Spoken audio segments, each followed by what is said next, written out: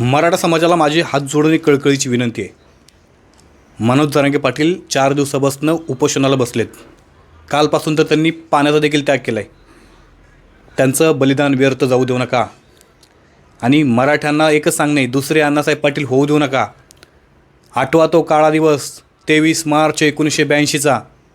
असंख्य मराठ्यांनी मुंबईला वेढा दिला होता. ज्यावेळेला अण्णासाहेब पाटलांचं शिष्टमंडळ सरकारच्या भेटीला गेलं, चर्चेला गेलं आणि चर्चा फिसकटली. 23 मार्च रोजी अण्णासाहेब पाटलांनी आपल्या पिस्तूलमधून बंदूक काढली आणि आपल्या डोक्यात गोळी मारून जीवन संपवलं. कारण त्यांनी मराठ्यांना शब्द दिला, मी तुम्हाला आरक्षण मिळवून देईन. तोच शब्द मनोज जरांगे पाटलांनी देखील दिला आहे. एकतर आरक्षण मिळेल किंवा मी नसेल. मराठ्यांना विनंती, दुसरे अण्णासाहेब पाटील होऊ देऊ नका. तुमच्यामुळं मराठा आरक्षणाला ह्या आंदोलनाला कुठल्याही प्रकारे गालबोट लागेल असं काही कृत्य करू नका. कारण सरकार तुम्ही काय चूक करताय त्याची वाट बघत बसले. सरकार त्याच्या पद्धतीनं प्रयत्न करत नाही. तुम्ही कुठं चुकताय, कधी चुकताय याची वाट बघते. त्यामुळे तुम्हाला डिसाईड करायचं आहे, निर्णय तुम्हाला घ्यायचा आहे की तुम्ही कसं वागायचं आहे ते. जय शिवराय, जय शंभूराजे, जय मल्हार.